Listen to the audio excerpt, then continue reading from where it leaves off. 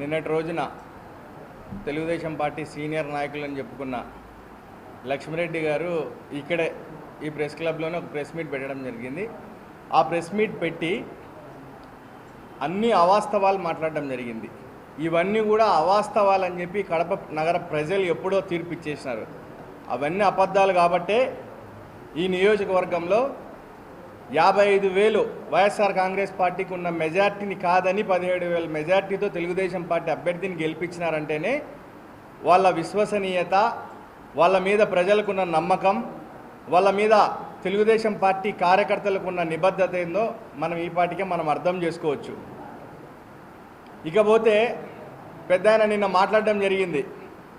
8 మంది కార్పొరేటర్లను తెచ్చుకొని వాళ్ళకేదో చేస్తున్నారు కాబట్టి మిగిలిన లేదో బాధపడుతున్నారని. నేను ఒక ప్రశ్న అడగదలుచుకున్న, మిమ్మల్ని మీతో పాటు కొంతమంది మీలాగా అసమ్మతిగా ఉండే వాళ్ళందరినీ ఒక క్వశ్చన్ అడగదలుచుకున్నా. 8 మంది కార్పొరేటర్లు రావడం వాస్తవమే. 8 మంది కార్పొరేటర్లు ఆనాడు వైఎస్ జగన్మోహన్ రెడ్డి కోసం పనిచేయడం కూడా వాస్తవమే.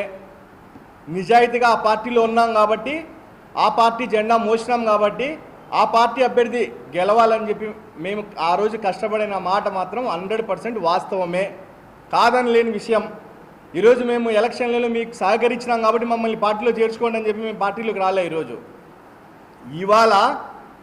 ఇవాళ శ్రీనివాస్ రెడ్డి గారికి పూర్తిగా తెలుసు, మేమందరం కూడా ఖచ్చితంగా వైఎస్ఆర్ కాంగ్రెస్ పార్టీకి పనిచేసినాం, ఆ రోజు అక్కడున్న అభ్యర్థి కోసమే పనిచేసినాం అనే విషయం తెలుసు కాబట్టే, మా నిజాయితీ, మా నిబద్ధత తెలుసు కాబట్టి ఆయన మమ్మల్ని ఆహ్వానించడం జరిగింది. మాకు కూడా సంపూర్ణమైన విశ్వాసం తెలుగుదేశం పార్టీ మీద, మా నాయకుడు శ్రీనివాస్ రెడ్డి మీద, అలాగే మా ఎమ్మెల్యే మాధవరెడ్డి గారి మీద ఉంది కాబట్టే మేము ఆ పార్టీలోకి వెళ్ళడం జరిగింది.